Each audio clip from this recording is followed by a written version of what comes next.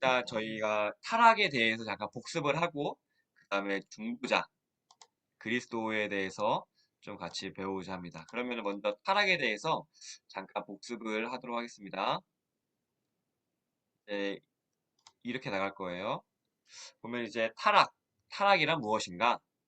이제 타락의 결과가 어떻게 됐는가? 그 다음에 이 타락의 결과로 우리가 어떠한 상황에 처했는가라는 것을 복습을 할 겁니다. 그리고 20에서 23은 뭐냐면 이제 중보자 그리스도예요. 보면 우리가 이제 중보자라고 하면은 우리가 흔히 하는 거 기억하시죠? 뭐 중보기도 해주겠다.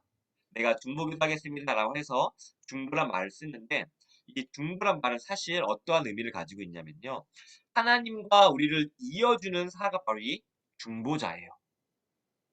즉 우리가 하나님과 어떻게 연결될 수 있어요? 바로 이 중보자를 통해서만 갈 수 있다라고 하죠. 그럼 우리는 요한복음 말씀을 떠올려야 돼요. 나로 말미암지 않고는 아버지께로 갈 자가 없느니라.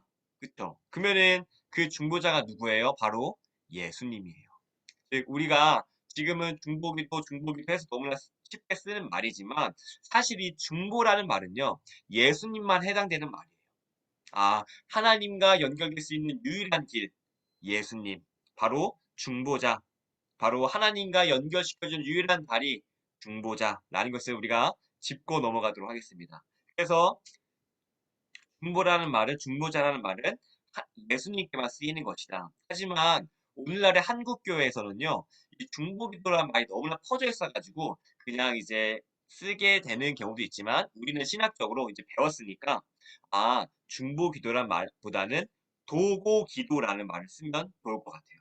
때문에 중보자는 예수님께만 쓰는 거, 하나님과 연결시켜주는 유일한 사람, 바로 예수님께만 쓰는 거, 바로 이 중보자입니다. 근데 이 중보자 개념이 왜 중요하냐면요. 이 중보자 개념이 없으면요. 우리는 흔들리게 돼요. 어떻게 흔들리면 이런 거예요. 내가 하나님한테 기도 응답을 받았단 말이야. 집사님, 좀 집안에 안 좋은 일 있지. 내가 그 집사님을 통하여서 내가 듣게 되는 거예요. 하나님과 내가 1대1로 알고 말씀을 통해서 드려야 되는데 이런 걸로 내가 기도해 보니까 말이야 저 영이 좀 탁한 것 같아. 나 한 번만 기도원 가야 되지 않을까라고 하면서 마치 자신이 하나님의 대리자가 돼 가지고 얘기하는 것처럼 내가 직접 말씀해 주시고 얘기하는 것처럼 이게 굉장히 위험한 부분이거든요. 때문에 중세 교회에서도요. 그런 게 있었어요. 그 종교개혁 일어나기 전에 교황을 통해서 함께 간다. 그 교황의 권위가 세지겠죠. 왜냐면 하나님의 말씀을 듣는 거기 때문에. 하지만 그것은 아니라요. 중보자는 누구예요? 예수님. 때문에 우리는 하나님께 나아가기 위해서 김 집사님의 기도를 받아야 돼. 내가 하나님의 응답을 더 듣기 위하여서 내가 저 김 장로님을 통하여서 내가 기도 응답을 내가 들어야 돼. 라는 것은 아니라는 거예요. 오직 예수님을 통해서만 하나님께 나아갈 수 있다. 그래서 대표적인 게 뭐가 있냐면요. 우리가 기도할 때 예수님의 이름으로 기도합니다. 아멘. 이게 뭐예요? 내 기도를 예수님을 통해서 이렇게 가게 해주세요, 하나님께. 그게 바로 중보자이신 예수님의 능력이고 힘이에요. 이 때문에, 중보자가 이런 거구나. 이걸 분명히 여러분 확실히 아시기 바랍니다. 하나님과 나 사이에 다른 예수님이 아닌 뭐 김집사님, 뭐 김장로님, 뭐 어디에 신비주의 사역하시는 분이 끼면 뭔가 이거는 좀 유익 있게 보셔야 되는 겁니다. 왜냐면은 하나님께 나아가는 중보자는 오직 예수 그리스도밖에 없기 때문이에요. 보겠습니다. 그리고 밑에 보면은 은혜 언약이란 그리고 구속자란 이런 게 있는데 그래서 은혜 언약이라는 게 있어요. 뭐냐면요. 하나님께서 예수님을 보내시고 이 땅에 보내시고 또한 우리를 위하여 진짜 못 박혀 돌아가시고 부활하시고 너무 이제 설명할 것이 너무 많잖아요. 때문에 이것을 줄였어요. 뭐라고 줄였냐면 은혜의 언약이라고 이제 줄여서 이제 표현을 하는 거예요. 표현 방법입니다. 때문에 이 은혜의 언약이라는 것이 바로 하나님께서 예수님을 보내주시고 예수님이 십자가에 위해서 돌아가시는 거 이것을 줄여서 은혜 언약이라고 하는구나라고 하는 거예요. 근데 이 하나님께서 이제 예수님이 중보자잖아요. 그렇죠? 그럼 이 중보자께서 어떻게 우리와 하나님을 연결시켜 줄까 했을 때에 그 내용을 담은 게 은혜의 언약, 우리를 위해서 죽으신 예수님. 그게 바로 은혜의 언약의 내용입니다. 이걸 잘 이해하셔야 됩니다. 다시 한번 말씀드릴게요. 나와 하나님을 중보자이신 예수님이 연결해 준대요. 그러면 그 중보자이신 예수님이 어떻게 나와 하나님 연결해 줄까요? 하면은 이 땅에 예수님이 오셨고 우리 위하여 십자가에 못 박혀 돌아가시고 그다음에 부활하심으로 말미암아 우리를 그 믿는 우리에게 하나님과 연결시켜줬던 예수님을 믿음으로 말미암아 이게 바로 은혜 언약의 내용입니다. 그런데 분명 이 은혜 언약에서 어떠한 중요한 내용이 나오면요. 구속자라는 게 나와요. 구속자. 구속자. 구속자가 뭐냐면요. 구속하다라는 말. 이게 약간 우리가 쓰지 않는 말이라서 좀 어려워요. 성경에도 구속자란 말이 있곤 하지만 이 구속자라는 게 뭐냐면 이런 거예요. 내가 잃어버렸던 권리를 값을 치르고 사오는 거예요. 대표적으로 호세아 선지자와 고멜을 보면 돼요. 호세아 선지자와 고멜은 서로 결혼했습니다. 그런데 이 고멜이 음탕했기 때문에 다른 남자를 만나 다녔어요. 빚을 지게 됐어요. 종으로 팔리게 됐어요. 그런데 그 종이로 팔리게 된 아예 자유인에서 노예가 되는 아예 지위가 바뀌어버린 거예요.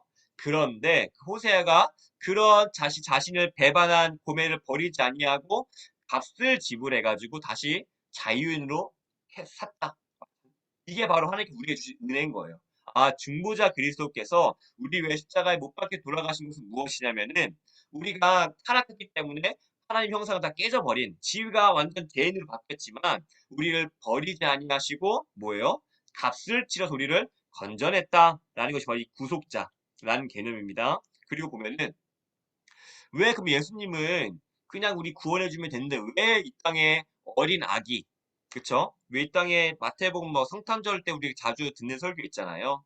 마국간에 태어나셨습니다라는 것들, 인간의 육체 몸 입으셨습니다라는 것들, 그쵸? 그러면 그렇게 왜 오셨냐라고 하면요, 이게 바로 죄의 대가를 치르기 위하였어요. 무엇이냐면은 그 아담이 잘못했잖아요. 인간이 잘못했잖아요, 그렇죠? 그럼 인간이 잘못했으면은 인간이 벌을 받는 게 맞아요. 그런데 인간이 어떠한 누구의 법을 어겼죠? 하나님의 법을 어겼어요. 그쵸? 그럼 하나님의 법을 어기면은 하나님께서 주시는 그 처벌을 다 받아내야 돼요. 그런데 인간이 신인 하나님의 처벌을 다 받아낼 수 있을까요? 못 받아내겠죠. 그쵸? 그렇기 때문에 예수님이 이 땅에 오신 거예요. 왜냐하면 첫 번째로 인간이 지었기 때문에 인간이 죄의 대가를 치러야 돼요. 그런데 인간은 그 죄의 대가를 다 치를 수 없어요. 약하기 때문에. 때문에 신인 대신 예수님께서 성자 예수님께 하나님께서 이 땅에 오셔가지고 그걸 다 감내하신 거예요. 즉 중보자의 자격이라는 게 여기서 나오는 건데요. 바로 십자가에 지기 위해서는 두 가지가 필요했던 거예요. 인간이어야 됐어요. 왜냐면 인간이 죄를 지었기 때문에. 그리고 하나님의 진노를 다 받아낼 수 있는 신이어야 됐어요. 때문에 중보자 그리스도는 100% 신이자 100% 인간인 예수님이 오셔야지만 우리가 다시 하나님께 연결될 수 있었다. 라는 것을 우리가 분명히 짚고 넘어가야 돼요. 이게 바로 중보자의 자격입니다. 아, 이래서 예수님이 이 땅에 오셨어야 됐구나. 이래서 예수님께서 인간의 몸을 입고 오셨어야 됐구나. 왜냐면은 인간이 죄를 지었고 인간이 대가를 치러야 되기 때문에. 하지만 인간이 그 하나님의 진노를 받아낼 수 없기 때문에 성자 하나님께서 그것을 다 신님께서 받아내신 거예요. 그래서 중보자 그리스도는 100% 인간이자 100% 신으로 오셨다라는 것을 우리가 이 중보자 그리스도에서 짚고 넘어가면 됩니다. 그리고 마지막은 이제 빚진 자, 우리가 그 1만 달란트 빚진 갚을 수 없는 빚진 하나님께서 그 빚을 다 갚아주셨다라는 그러한 내용으로 이제 목차가 진행이 될 겁니다. 넘어가면요. 그러면 복습을 하도록 하겠습니다. 이제 우리가 타락에 대해서 배웠습니다. 기억하시죠? 근데 이 타락을 대해서 얘기하기 전에 그러면 타락이 갑자기 타락을 했을까요? 아니죠. 타락이 있기 전에 뭐가 있었냐면요. 창조가 있었어요. 뭐라고 말씀하셨죠? 심히 보기 좋았다. 창조가 있었단 말이에요. 그리고 하나님께서는 이 생명의 언약이라는 것, 이것도 이제 부르기 쉽게 우리가 이제 명칭하는 거예요. 생명의 언약을 늘리면 뭐냐면요, 이런 거예요. 너 선과 악을 알게 하는 과실을 따먹으면 정령 죽을 거야. 하지만 안 따먹으면 넌 살 거야. 이것을 줄이는 게 바로 생명의 언약이에요. 그러니까 왜 어려운 말이 있네라고 놀라지 마시고 이것이 풀면은 뭐예요? 그냥 아, 이게 선악과 얘기하는 거구나 이렇게 생각하시면 돼요. 그쵸? 이게 바로 이 언약이 있었습니다. 그런데 이렇게 하나님께서 심히 보기 좋았던 상태에 있어서 타락이 하게 돼요.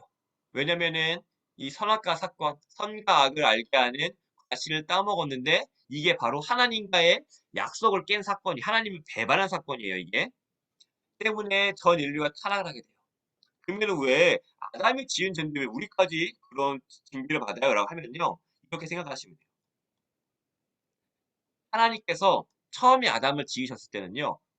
온전했어요. 지정의가 있었고요. 그리고 의로웠고요. 의지가 다 하나님께서 주신 것들이 있었는데 죄를 지음으로 말미암아 하나님과 죄를 지음으로 하나님과 단절됨으로 말미암아 그런 것들이 다 오염이 됐어요. 그래서 죄가 있는 A 다시 상태로 그러니까 지위가 바뀐 거예요. 쉽게 예를 들면은 아까 그 고멜처럼 자유인이었다가 노예로 바뀐 거예요. 쉽게 예를 들면. 때문에 자유인이었을 때 아이를 낳으면 어떻게 돼요? 자유인이 되죠. 근데 노예가 그 아이를 낳으면 어떻게 됐죠? 노예가 되잖아요. 마찬가지로 아담은 존재론적으로 바뀌어버린 거예요. 죄인의 존재로. 때문에 그 죄인의 그것을 통해서 계속 죄인이 낳고 하다 보니까 그 동일한 것들이 낳게 되는 거예요. 존재가 바뀌었기 때문에. 쉽게 예를 들면은 자유인에서 애를 낳으면은 자유인이 되지만 노예에서 애를 낳으면 그것도 부모 따라서 노예가 되듯이 존재 자체가 바뀌어버린 거예요. 예. 이렇게 좀 이런 설명이 좀 말지 모르겠지만 하여튼 존재가 바뀌었다. A였을 때 A를 낳고 A 다시 낸 거다. 라는 것이고 동시에 하나님께서는 아담과 약속하셨는데 아담하고만 약속한 것이 아니라 아담 안에 있는 그러한 후손들과도 동일하게 약속을 하신 거예요. 예를 들면 이게 있습니다. 하나님께서는 아브라함과 약속하셨어요. 너 자손들이 별과 같이 많아질 거야 라고 아브라함과 약속하셨어요. 그런데 아브라함 때에 그게 이루어졌나요? 아니죠. 그의 자식인 이삭과 그리고 야곱과 그 자손들을 대대로 그 약속 하나님께서 지켜오셔서 그다음에 자손이 많아졌잖아요. 그렇죠? 마찬가지로 하나님께서는요 그렇게 1대1로 했다고 하지만 거기에 있는 자손들과 같이 해서 그 영원하게 지키시는 분 이미 우리 하나님이세요. 그리고 하나님은 한 번 말씀하시면요 그 말씀이 사라질까요? 사라지지 않을까요? 사라지지 않아요. 그쵸? 이 법을 어긴 우리도 동일하게 그 말씀이 우리에게 존재해가지고 우리에게 언제 같이 나타나게 되는 거예요. 그렇기 때문에 전 인류의 타락이 됐다라는 것을 알고 계시고요. 그러면 우리가 타락하면은 우리 상태가 어떻게 우리의 영향이 있나라고 하면요. 이런 거예요. 죄. 죄가 우리에게 어떤 영향을 끼쳤냐면은 죄의 책임을 져야 된대요. 뭐냐면은 너가 하나님의 법을 어겼으니까 하나님께서 말씀하셨죠. 너 이거 어겼으니까 어기면은 넌 정령 죽을 거야. 그러면 우리가 죄의 짐이 뭐예요? 그 죄의 책임 뭐예요? 우리는 죽어야 돼요. 음. 이게 제 책임이에요. 하나님께 말씀하셨던. 이게 바로 죄 지은 우리의 직면한 사실입니다. 두 번째, 의의 결핍이에요. 뭐냐면 아무리 선한 것을 해도 선하지 않다는 건데 예를 들면 이런 거예요. 어린 아이가 손에 먹이 묻어져 있어요. 근데 부모님 돕는다고 새하얀 빨래를 다 해놨는데 이 멍부른 손으로 빨래를 막 개요. 그럼 이게 잘하는 걸까요? 못하는 거겠죠. 자격이 없는 거예요. 마찬가지로 이 의라는 것이 없으니까 내가 아무리 기부를 한다고 할지라도 내가 아무리 할머니 짐을 들어준다 할지라도 그게 뭐예요? 선하게 나타나지가 않는 거예요. 마치 손에 먹을 묻힌 상태에서 흰 옷을 접는 어린아이의 그 마음처럼 하지 말라고 하겠죠. 이게 바로 의의 결핍, 죄인의 상태인 거예요. 아무리 내가 선한 일 하려고 해도 이게 선하지가 않아요. 이미 자격을 상실했기 때문에. 예를 들면 또 다시 우리나라를 바꾸면은 이런 거예요. 내가 의사 자격증이 없는데 막 시술을 해요. 막 도와주겠다고. 그러면 그게 법적으로 뭐죠? 불법이죠. 막 잡혀간단 말이에요. 그런 걸로 아예 자격조차를 잃어버렸구나. 선한 걸 행할 수 없구나. 다시 위의 결핍입니다. 그리고 본성의 오염이 뭐냐면 이 하나님을 몰라요. 저 하늘의 별을 보면은 맞아 하나님께서 저 하늘의 별을 통하여서 뭐 아브라함이 약속하셨지 우리 하나님은 저 별과 같이 많다 하신 우리 하나님이시지 뭐 그런 걸 느끼거나 저 벚꽃을 봤을 때에 와 우리 하나님 저 색깔 어떻게 이쁘게 하셨을까 우리 하나님 정말 센스쟁이다 라는 것들을 몰라요. 그냥 벚꽃을 보면 그냥 이쁜데 저 별 보면 그냥 별 많다. 하나님을 읽어낼 수가 없어요. 이게 바로 우리가 오염됐다는 증거예요. 아담은요, 저거 보면은, 와, 역시 우리 하나님, 색깔 너무 이쁘게 하셨는데? 역시 우리 하나님 너무 광대하신 하나님이라서 저 우주의 저 하늘의 별들을 봐봐. 역시 우리 하나님이 저렇게 크신 분이야. 라는 것을 읽었었는데 죄로 인하여서 이제 하나님을 잃게 되는 거예요. 이게 바로 하나님을 모르게 되는 그런 거고요. 그 다음에 정은 뭐냐면 좋은 것을 좋게 못 받아들여요. 의심하게 돼요. 나의 경험과 저 사람 왜 저래? 나한테 얻을 게 있어서 그런가? 저 사람 내 경험상 저러면 좀 뭔가 꿍꿍이 있는 거 아니야? 아니면은 내가 A라는 지역에서 내가 불편함을 겪었으면 역시 A라는 사람들 다 저래. A라는 사람들 다 저런 거야. 라고 하면서 막 편견을 가지고 하는 것들. 그게 바로 감정이 다 오염이 됐고요. 그리고 내가 무엇이 옳은지 몰라요. 이렇게 옳은 건가? 내가 자녀들이 이걸 주면 좋겠지라고 했지만 실제로 그게 자녀를 죽이는 것일 수도 있는. 그러니까 모르는 거예요. 다 오염이 돼가지고 100% 발휘가 안 되게 됐어요. 다 오염이 되었다. 이게 바로 죄의 대가예요. 내가 옳게 살려고 해도 옳게 살 수가 없는. 이게 바로 죄의 영향력. 그러면 이제 비참함의 상태가 뭐냐면요. 하나님의 진노와 저주 아래 있대요. 그러면 하나님의 진노와 저주라고 하면 뭔가 확 와닿지가 않잖아요. 그러면 하나님의 속성을 한번 생각해 봐야 돼요. 하나님은 어떤 분이었죠? 영원한 분이에요. 우리가 뭐 조선족이 우리를 막 죽이려고 막 쫓아와도 너무 무섭잖아요. 영화 같은 데 보면은. 그런데 그것부터 훨씬 더 무서우신 하나님이 영원하신 하나님께서 계속 영원토록 진노와 저주를 하신대요. 얼마나 무서워요. 조선족이 쫓아와도 너무나 무서운데 그러한 그것보다 훨씬 더 무서우신 하나님이 영원토록 진노와 저주를 하신대요. 이거는 너무나 최악의 상황이죠. 너무나 비참한 거예요. 왜냐하면 나아질 개선인 방향이 없으니까. 누구도 하나님의 손으로부터 구해줄 사람이 없으니까. 너무나 비참한 거예요. 더 나아질 수 없는 상황. 최악의 상황이에요. 그리고 두 번째 뭐냐면 살면서 모든 비참함을 면할 수가 없어요. 이게 뭐냐면요. 의미가 없어요. 삶의 의미를 못 찾는 거예요. 내가 왜 사나?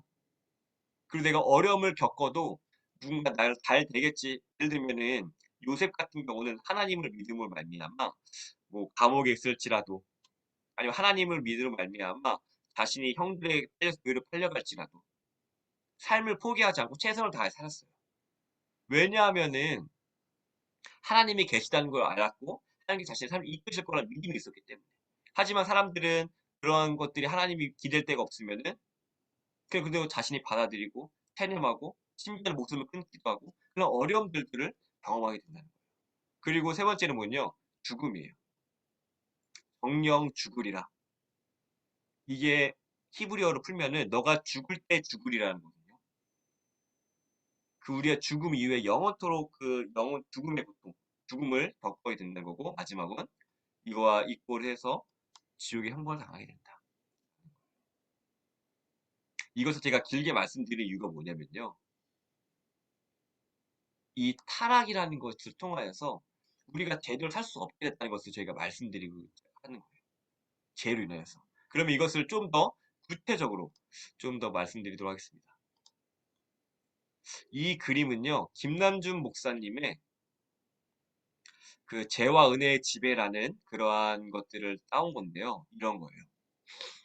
뭐냐면요. 이 죄라는 것이 얼마나 우리가 싫어해야 되는지 이것을 알려주기 위해서 이걸 좀 제가 갖고 온 겁니다. 뭐냐면요. 이런 거예요.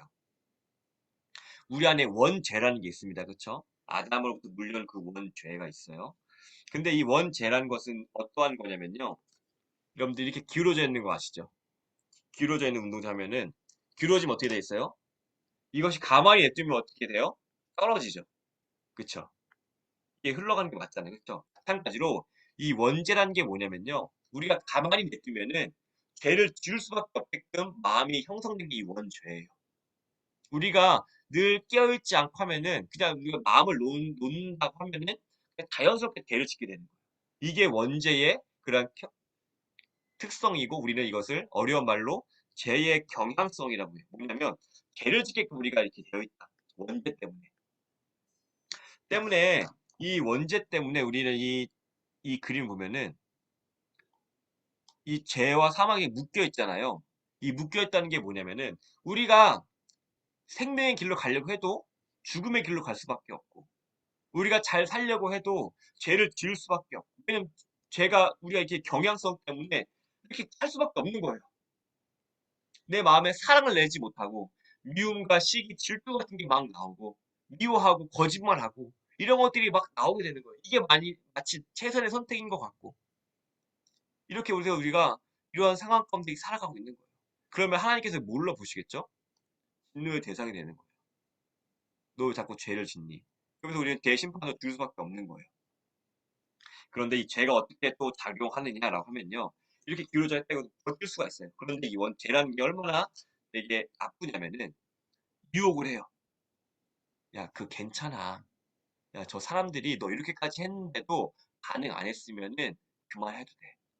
마치 하나님께서 말씀하신 것들의 반대로 살게끔 만들어요. 너 전도 안 해도 돼. 너 그때 전도했다가 탱패당했잖아. 그렇게 안 해도 돼. 이번에는 그냥 넘어가자.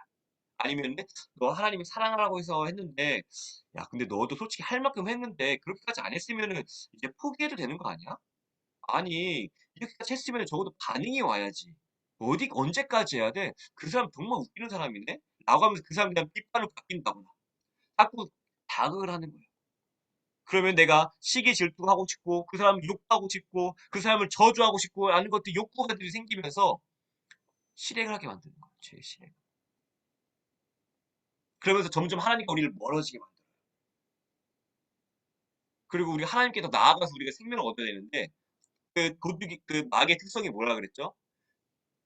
마귀가 오는 것은 도적이 오는 것은 죽이고 빼앗고 생명을 훔치려고 온다고 했잖아요.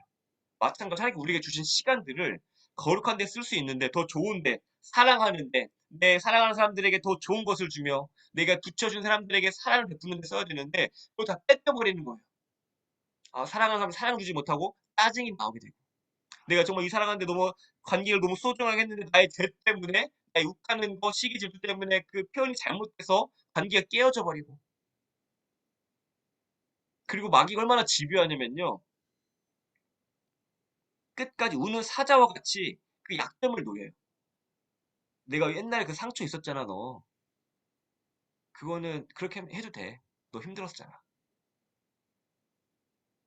그 걱정하고 자꾸 거기를 반복하게 되면요. 마음이 무뎌져 가지고 죄가 더 성장하게 돼요. 영혼을 지배하게 되는 거예요. 이렇게 살아도 되는구나. 내 성격이 돼 버려요. 내 습관이 돼 버려요. 때문에 깨어 있어서 기도하라는 게 뭐냐면요. 이 죄의 특성인 거예요. 우리의 것을 생명을 훔치려고 하고요. 우리를 죽이려고 하고요. 빼앗으려고 해요. 그리고 보면은 비정의 이것들이 다 오염됐기 때문에 죄가 지배력을 가져요.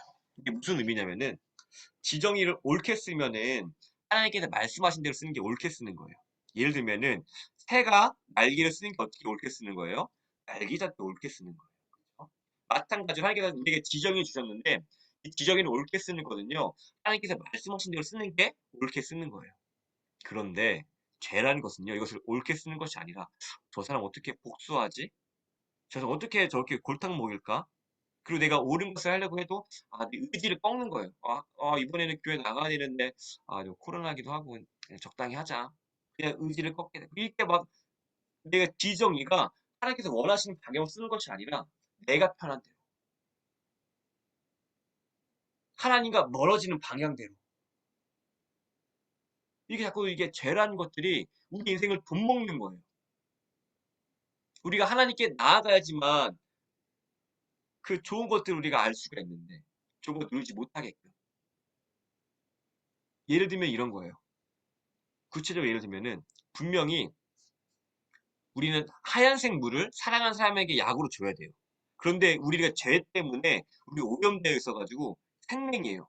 내게 물이 하얀색 물과 검정색 물이 분명히 있어요. 근데 난 생명이라서 그거 구별하지 못하고 검정색 물을 줘요. 죄가 한 일이 이런 거예요. 나는 분명히 이 사람에게 좋은 것을 줬다고 생각했고 나는 내 인생에서 가장 좋은 것을 선택했다고 생각했었는데 그게 죽는 거였던 거예요. 마치 우상을 선택하면은 내가 잘 되겠지. 내가 우상 숭배를 하면은 잘 되겠지라고 생각했던 이스라엘 백성들처럼 내 우상을 붙들고 내가 돈을 붙들고 내가 권력을 붙들면 내 이 세상에 잘 살겠지라고 생각했던 이스라엘 백성들처럼. 잘못된 판단을 하는 거예요. 죄 때문에.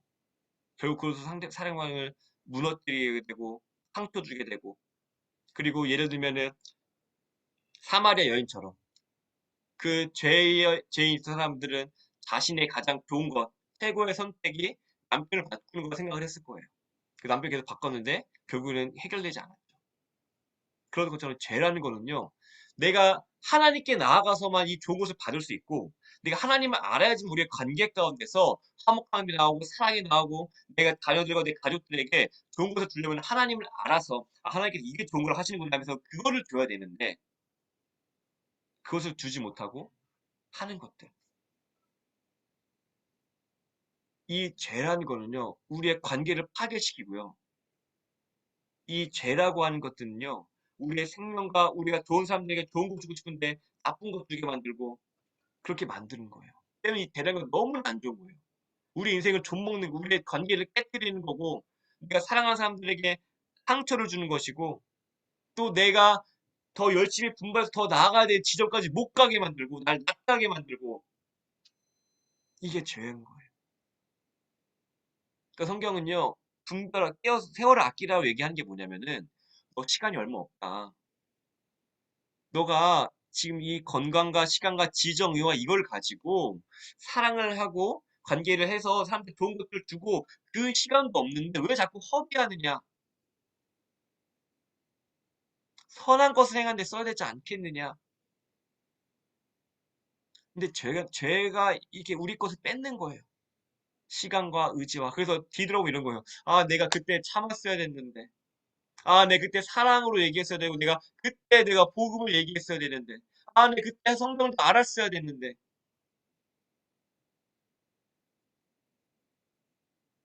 우리 것을 뺏어가요. 좋은 것들을 빼앗아 가요. 죄라는 것이. 이게 바로 죄의 비참함의 상태인 거예요. 아, 좋은 것을 행할 수 없고, 죽어가고, 악을 만들어내고, 굉장히 슬픈 상태죠. 근데 이러한 상태 가운데 있는데,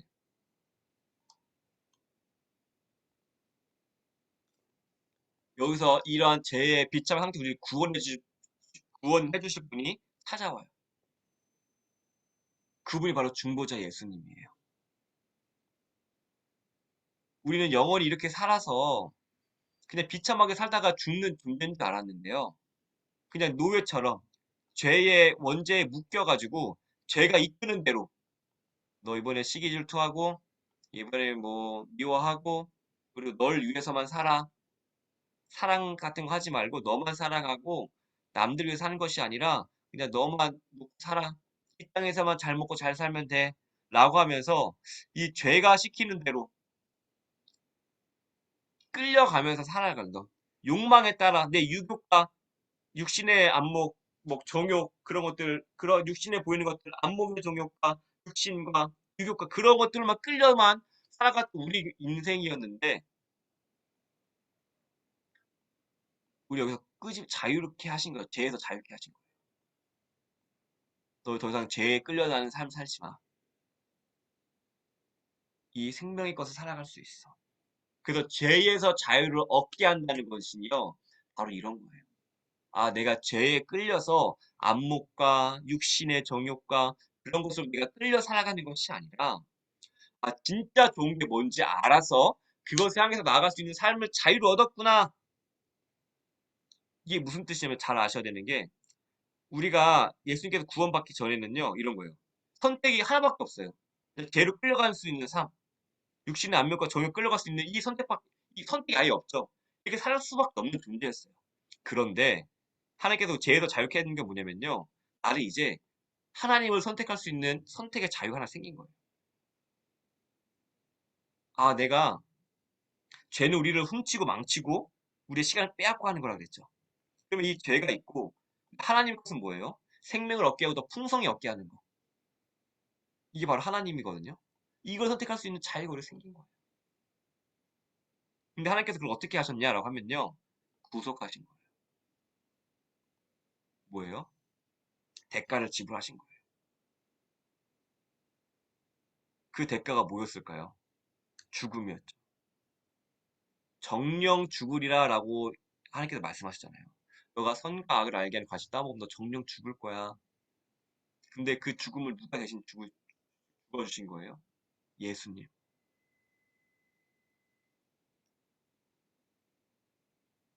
그리고 이사야 53장에요. 내가 채찍 맞으면 너희가 나무 입었다고. 그 조롱과 고통과 대신 당해주신 거예요. 그 우리가 나음을 입은 거예요. 이게 구속하신 예수님의 사랑이에요. 우리는 이것을 기억해야 합니다. 아, 예수님의 구속과 그 사랑이 그냥 널 위해 십자가에서 죽으셨어 라는 그런 말 한마디 끝낼 게 아니라 대가를 지불한 거였구나. 그에 합당한.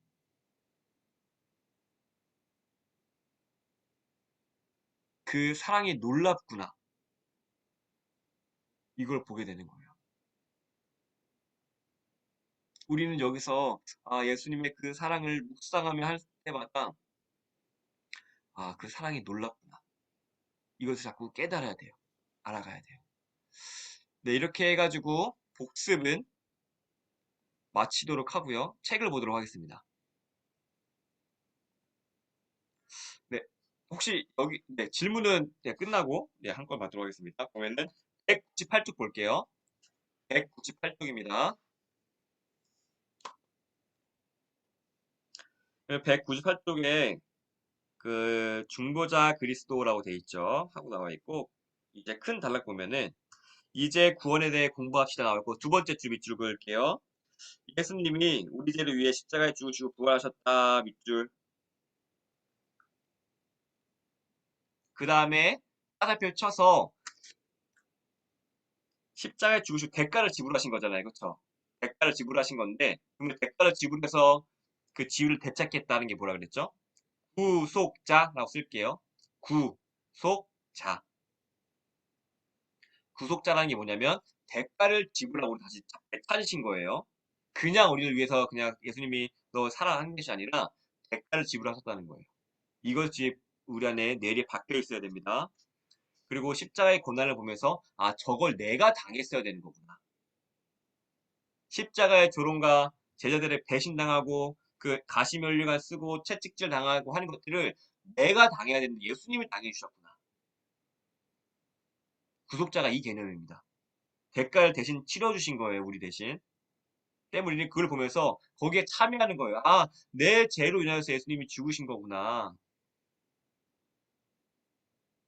저게 그냥 영상에만 나오는 것이 아니라 그냥 우리가 보잖아. 피 흘리고 하는 거 영상 보잖아요. 패션 오브 크라이스트. 근데 그 정도가 아니라 저게 내가 당했어야 되는 거였구나. 왜냐면 구속자, 대가를 지불하셨으니까. 우리 그걸 알아야 됩니다. 우리의 구원이 공짜가 아니었구나. 결코 가벼운 게 아니었구나. 이것을 알아야 됩니다. 200쪽 보겠습니다. 200쪽을 보면요. 제가 문제 있고 답은 같이 읽도록 하겠습니다. 소리가 꺼져 음소거 상태에서 읽으시면 됩니다. 제가 읽을게요. 이 신문입니다. 하나님께서 모든 인류를 멸망하게 내버려 두셨나요? 죄와 비참의 상태에서 하고 답을 같이 읽겠습니다. 시작. 하나님께서는 오직 선하고 기쁘신 뜻대로 영원전에 몇몇을 영원한 삶으로 선택하셔서 은혜의 언약관계로 들어가셨습니다. 이는 저희를 죄의 상태와 비참함의 상태에서 건져내어 구원의 상태에 이르게 하려 하심입니다. 구속자로 말미암아 이렇게 되어 있는데요. 그러면 답에 보면은 은혜의 언약관계 동그라미 칠게요. 은혜의 언약관계 그리고 구원의 상태 동그라미 칠게요. 그리고 구속자 동그라미 칠게요.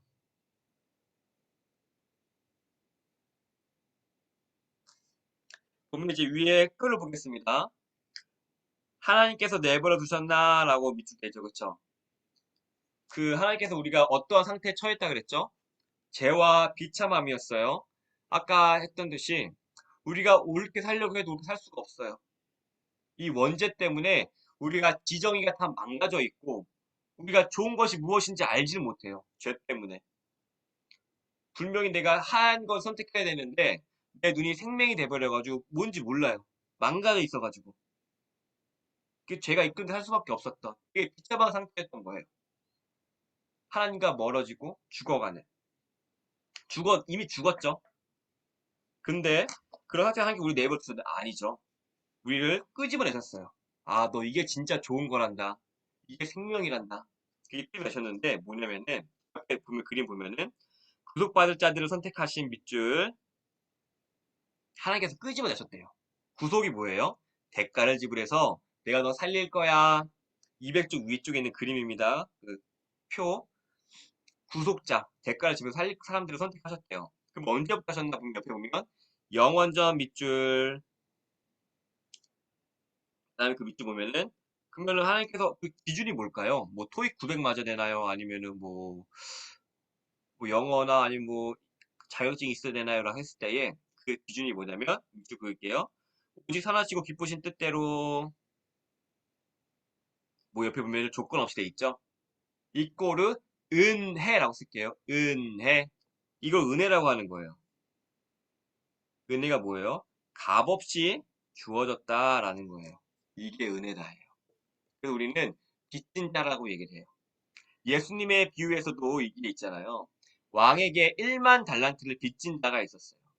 근데 그 왕이 그것을 빚을 평생 갚을 수 없는 거예요. 근데 그 빚을 해결해 줬는데 자신은 뭐예요? 자신에게 몇 데나리온, 뭐 그 굉장히 소액의 금액이었어요. 그거 갚지 않는다고 멱살 잡고 했던 그 사람들 예수님의 비유 기억하시죠? 그게 뭐냐면 너가 받은 네가 그게 크다라는 거예요. 하나님께서 너 용서해라라고 하시는 게 아무것도 없는 상태에서 너희가 용서하고 사랑하라고 하는 것이 아니라 우리가 이미 받았다는 거예요. 그만의 사랑. 왕이 그 1만 달란트를 사해 준 것 같이 우리가 이미 그 하나님께 사랑을 받았다는 거예요. 1만 달란트를 너가 사해 받았는데 그 몇 데나리온 그거 얼마 소수의 금액 하나 네가 뭐 못 넘어가 주겠니? 이런 거예요. 때문에 우리는 분명히 알아야 될 게 뭐냐면 나는 이미 사랑을 받고 있었다. 그 받고 있다라는 거예요. 하나님 나에게 아무것도 안 주셨으면 나한테 이런 거 왜 요구해요? 라는 개념이 아니라는 거예요. 이미 하나님께서 우리를 영원전부터 선택하셔서 사랑하고 계시고 하셨다는 이미 우리가 사랑 받고 있었던 거예요. 그럼 이 받은 사랑을 너가 깨달아 알아서 베풀라는 거거든요. 근데 우리가 분명히 알아야 될 게 뭐냐면 아이들이 철이 든다고 하잖아요. 아이 키워보시면 뭐냐면 아이들이 처음부터 아는 경우는 좀 없는 것 같아요. 좀 시간이 지나고 좀 알아야지만 아 부모님의 사랑이 이런 거구나 알잖아요. 제가 전에도 예를 들었는데 그 G.O.D라는 가수의 어머니께라는 게 있었어요. 가사 내용에 어머님은 자장면이 싫다고 하셨어라는 게 있었어요. 어렸을 때는 진짜 어머니가 짜장면 싫어서 안 먹는 줄 알았어요. 왜냐면은 같이 갔는데 엄마가 하나만 시켜서 나만 주는 거예요. 근데 시간이 지나니까 뭐예요? 아, 돈이 없어가지고 엄마가 먹고 싶었지만 한 거였구나. 그 사랑을 이제 시간이 지나니까 알잖아요. 자신이 지각이 생기고 하나님도 인해 살아보니까 알잖아요. 마찬가지로 우리가 하나님의 사랑을요, 우리가 커가면서 더 느끼게 되는 거예요. 아, 옛날에는 이만큼 알았었는데, 아, 이런 데 더 큰 거였구나. 더 큰 거였구나. 그러면서 이제 이런 것들은 우리가 1만 달러도 붙였으니까 몇 달러를 갚아주는 거기까지 다리에 나아가게 되는 그런 것입니다. 이걸 약간 별표를 셌어요. 다시 돌아오면요. 그럼 하나님께서는 중보자라고 하셨잖아요. 중보자. 기억하시죠? 뭐예요? 하나님과 나를 이어주는 유일한 사람, 중보자. 그러면 그 중보자의 그 역할을 어떻게 하냐면은 은혜의 언약을 세웠대요.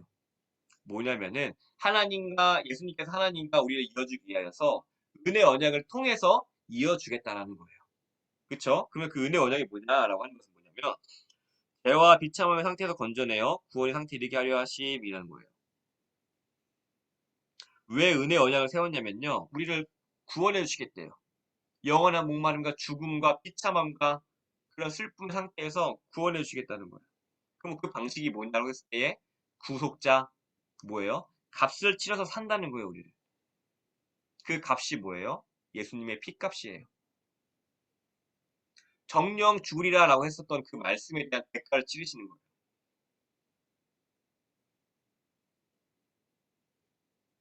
201쪽으로 보겠습니다. 201쪽에 보면은 주황색 박스 볼게요. 주황색 박스.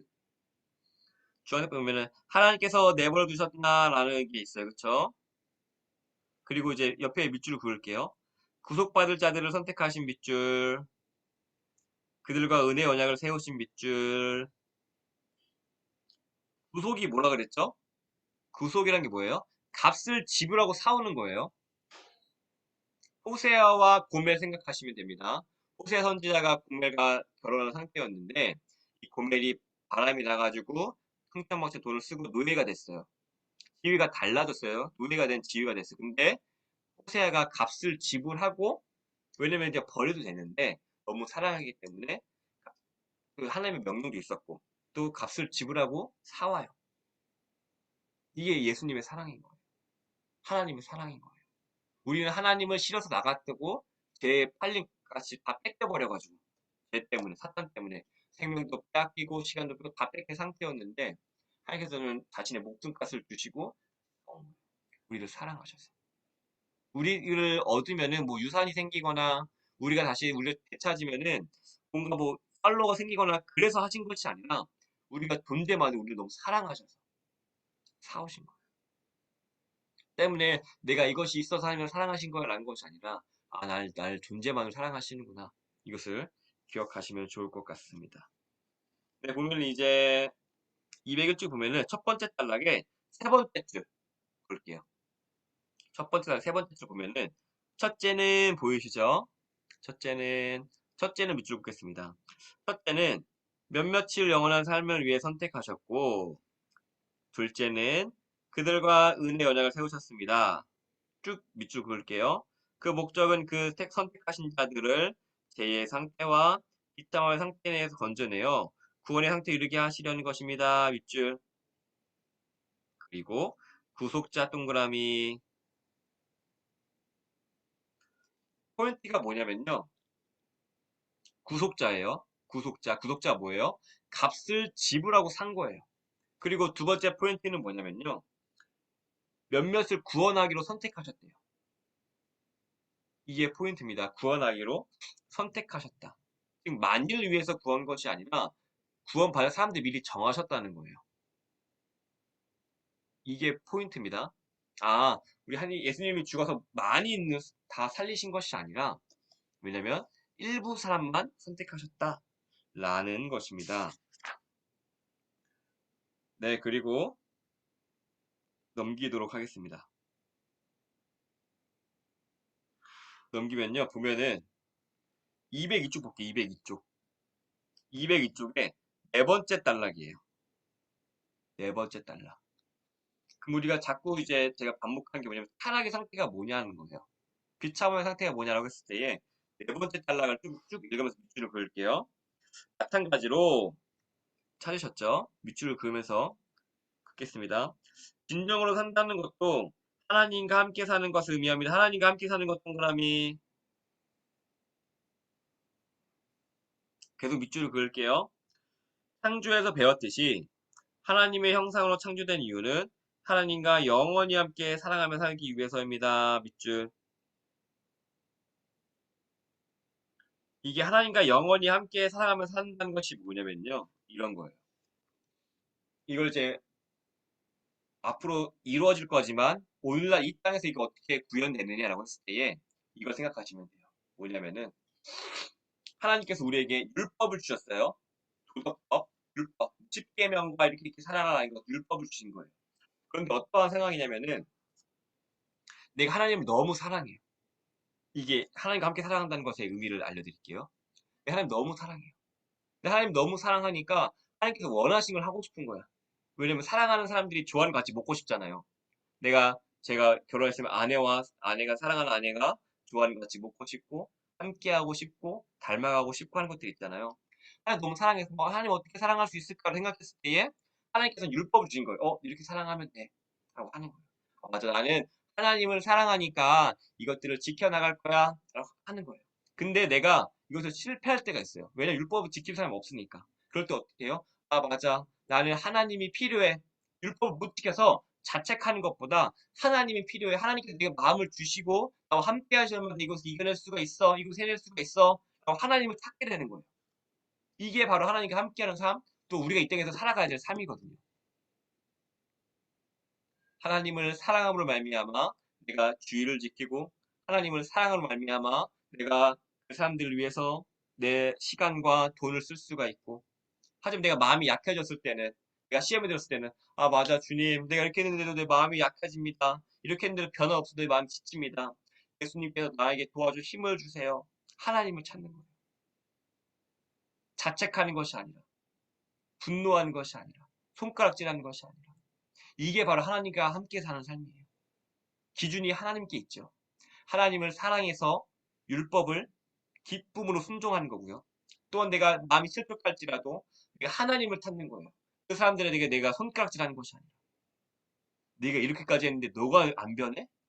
손가락질하는 것이 아니라, 이게 바로 하나님과 함께 사는 삶이에요. 그 시작점이 어디 있어요? 하나님을 사랑하는 거. 하나님을 놀랍게 사랑하는 거. 이게 바로 하나님과 함께 사는 삶이에요. 그리고 우리가 하나님과 함께 살았을 때에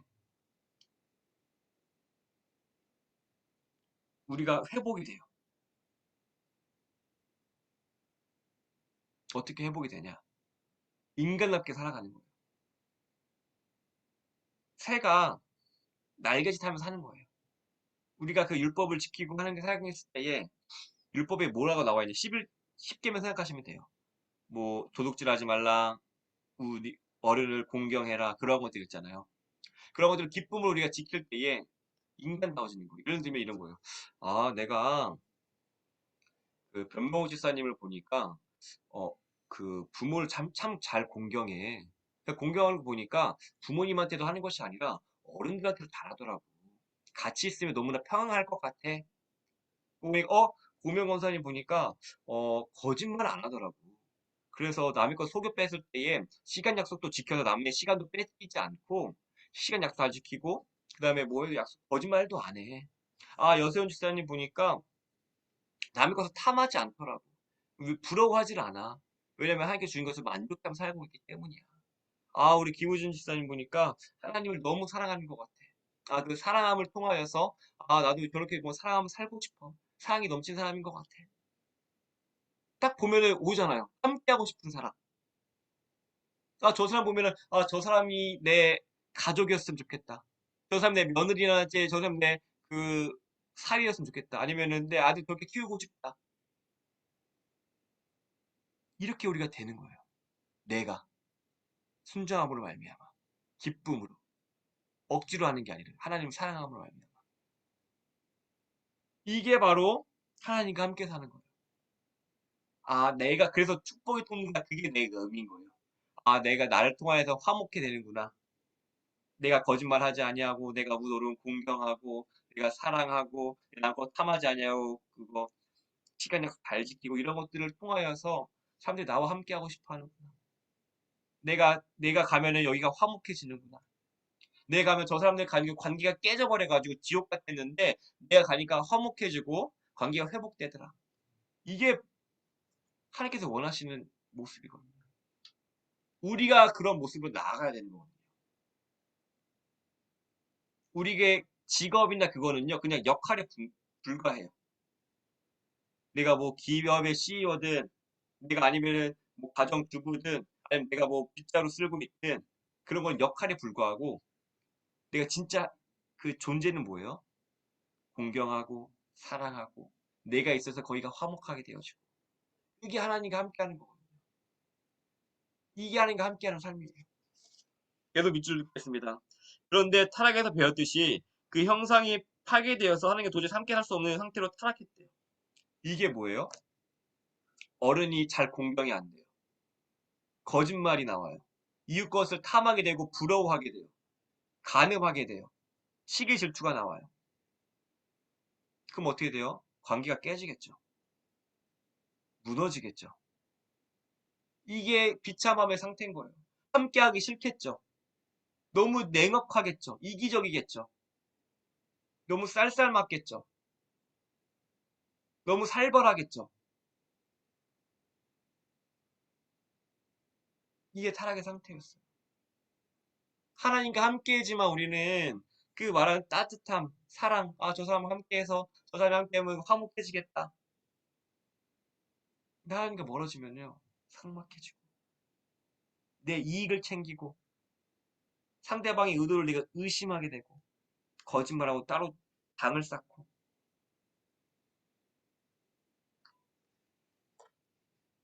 밑줄 그을게요. 타락하여 하나님과의 관계가 단절돼 죽은 상태의 우리들. 타락은 그래서 이 창조와의 어마어마한 격차, 도저히 뛰어넘을 수 없는 격차가 벌어진 상태이며 도저히 용납될 수 없는 상태입니다. 그렇게 될 수가 없는 거예요. 아, 저 사람은 40년 동안 살아서 안 바뀌어. 그냥 이대로 쭉 살아가야 되는. 그 갭이 닿을 수가 없는 거예요. 바뀔 수가 없는 거예요. 마치 사마리아 여인이, 우물가에 있던 사마리아 여인이 자신 좀 나아지고 싶었겠죠. 그래서 남편을 5번 바꿨단 말이에요. 그러면서 지금 있는 남자 선택했단 말이에요. 또 바꿔보려고. 근데 돼요? 안 바뀌죠. 사마리아인이 바뀌려면 뭘 만났어야 됐어요? 예수님 만났어야 됐어요. 그래야지 바뀌는 거였어요. 그러니까 아무리 발버둥쳐도 안 돼. 예수님이 오지 않는 이상 사마리아 여인처럼 남편만 바꾸고 결국은 결과가 어떻게 됐어요? 남편 바꾸면서 남들이 피하는 정오 시간대에 혼자 우물 길을 가잖아요. 어떻게 당할지도 모르는데 관계 다 깨져버리고. 근데 그것을 치유하는 게 남편 바꿨을 때 치유가 됐나요? 예수님 만났을 때에 그가 복음을 전하면서 사람들과 관계가 회복되고 말을 섞기 시작하고요. 그렇게 바뀌는 거였거든요. 타락이 이렇게 무섭고요. 예수님의 능력이 이렇게 놀라운 거예요. 남편 바꿔도 안 되는 거 5번, 6번. 예를 들면 100억 있으면 될 것 같고 200억, 300억 있으면 될 것 같았는데 그게 안 됐던 것들이 내가 이 높은 자리에 올라가면 될 것 같았는데 그렇게 해도 안 바뀌어. 5번, 6번 해서 안 바뀌었던 것들이 예수님 만나니까 바뀌었더라니까요. 사마리아 여인이 바뀌었던 것처럼. 그 여자의 변화가 필요했던 거는 그 참 격차가 심한 거예요. 예수님이 계시냐 안 계시냐.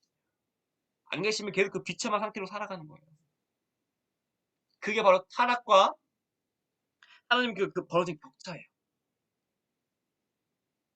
좁혀지지가 않아요. 영원한 죽음이에요.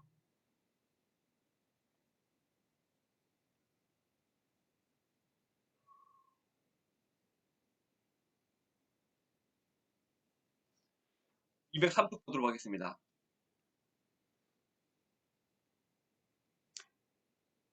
203쪽 보면요. 초점 동그라미 하고요. 첫 번째 줄 밑줄 그을게요.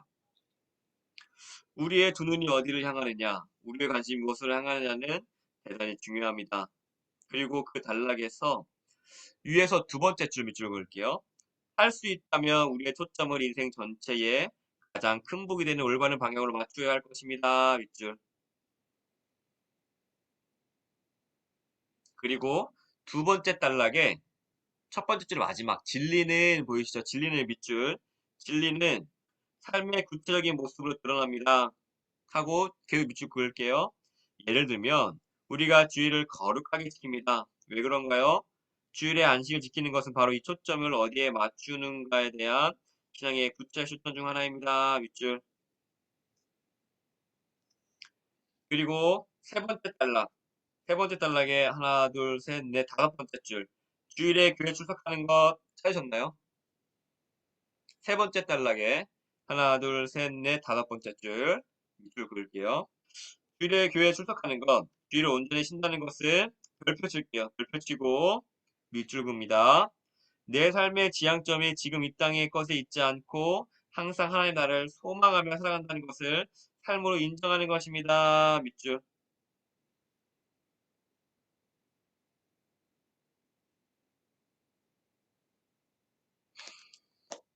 우리가 하나님을 왜 믿고 이 공부를 왜 하는 걸까요? 라고 다시 한번 중간을 잡아보는 거예요. 우리가 왜 하나님과 함께 살아야 되고 이렇게 해야 될까요? 왜냐면요, 우리의 삶의 지향점이 이 땅에 있는 것이 아니라 하나님 나라를 소망하며 살아간다는 거예요. 이 땅에서 잘 먹고 잘 살려면은 예수님 안 믿겠죠. 근데 우리는 분명히 알고 있는 거예요. 아, 이 땅이 끝이 아니라 새 하늘과 새 땅이 이것 임하실 것이고 예수님께서 재림하실 것이다. 그것을 알고 있는 거예요. 때문에 우리는 그 영원한 삶에 초점이 맞춰져 가지고 다시 오실 신랑이신 예수님을 기다리면서 삶을 살아가야 된다는 거예요. 그 큰 틀에서 하나님과 함께하고 십계명을 지키고 그 지키는 게 그냥 율법주의를 지키는 것이 아니라 내가 하나님을 사랑해가지고 아, 하나님 너무 사랑해서 나 또 하나님과 또 함께하고 싶어요. 예수님과 함께하고 싶어 해서 그것을 지키면서 하나님의 말씀을 기억하면서 지켜나가는 거고 또 내가 실족하게 되면은 예수님이 필요합니다. 내 성령님 내 와서 내 마음 위로해 주세요라고 하는 그런 과정들을 살아가는 것이 있다는 거예요. 네, 오늘은 시간 관계상 여기까지만 하고요. 다음 주에 이것을 쭉 같이 나가도록 하겠습니다. 이게 예수님에 대한 내용이기 때문에 연결이 되거든요. 그래서 오늘은 이렇게만 하고 넘어가도록 하겠습니다.